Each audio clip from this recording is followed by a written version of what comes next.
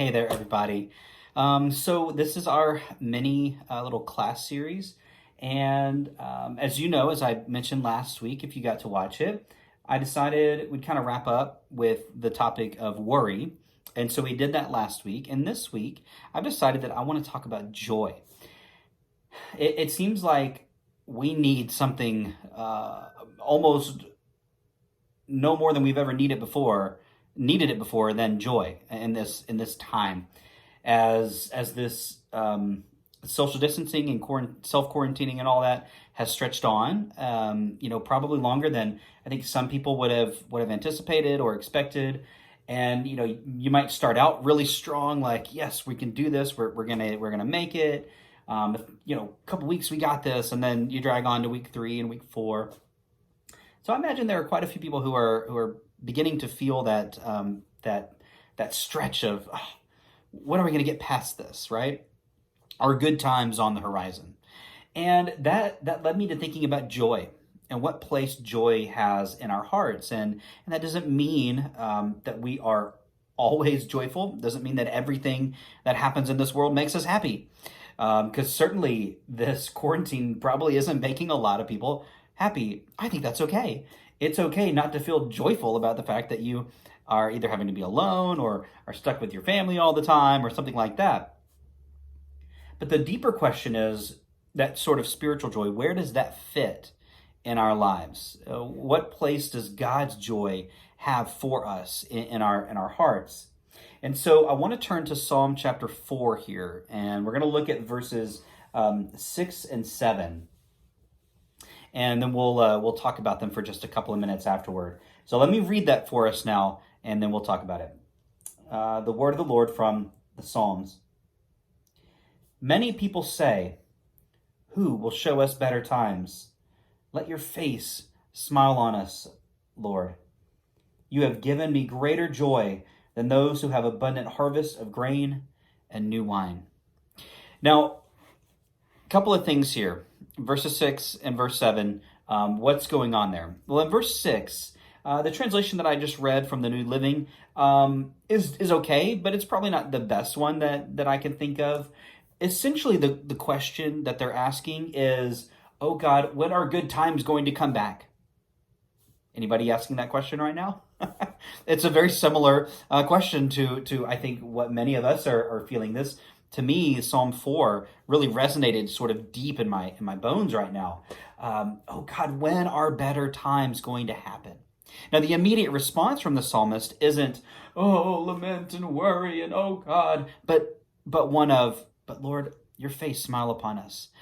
Because verse 7 is about God's joy, that your joy, the joy of the Lord, is what sustains us. And this is, so these are really important points. First, let's talk about the question, and then we'll talk about verse 7. If you are asking that question right now, "Oh God, when are we going to get past all this? Will this end?" The answer, of course, is yes, this too shall pass. We all know that deep in our heart. But we begin to feel the sting of staying in this sort of state that we're in.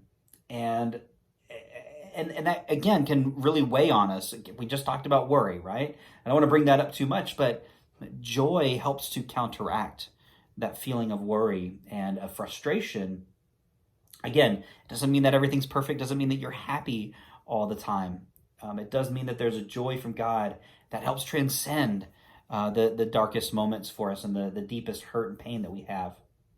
So that's an incredibly relevant question. Here, thousands of years ago in Psalm 4, an incredibly relevant question for us in our time. And the second part there the second verse in verse 7 that we read, to me is so powerful and so strong. You have given me greater joy. One, where does the joy come from? Does it come from within? Does it come from some other person? Does it come from having stuff? No. Where or who is the source of the joy? God, right? Now, obviously, we can say that. That's an easy thing to say. God, you're the source of our joy. But is God the source of our joy? Or is the source of your joy in another person? Or is it in a thing that you have, a whatever the thing or person might be? Or is it in God? You are the source of my joy, God. What the other thing that I love is how the psalmist here is saying that God's joy transcends having those sort of things. Now, what does he compare it to? Or actually say it's greater than? It is so much more than those who have abundant harvest of grain and wine. In other words, what the psalmist is saying is, God, I don't care how successful I am at my job. I don't care how successful I am in, this aspect of my life or that aspect of my life. The thing that is most important is the joy that I receive from being yours, from knowing you, and maintaining my spiritual purpose in life with you. And that can be a hard thing to say these days, as the society we live in doesn't value what we value. And so I want to encourage you this week, make the joy that you have the joy from the Lord, not from something that you have or something that you own or want to own or anything like that. Make your joy the joy from the Lord. And I promise, I trust that you will be more fulfilled and satisfied because of that than if you didn't. It's such a powerful lesson. I'm excited to talk about joy. There's a lot of things that we get to talk about from Scripture based on joy, and so we're gonna continue to dive into those, a new verse or new passage each time that I do one of these, and I'm looking forward to getting into this with you. So continue to follow along. Subscribe to our YouTube page if you want. Continue to look at our website to get the videos there. However you want to consume them, and I hope that it's a blessing to you. Take care, and I look forward to being back with you again very soon.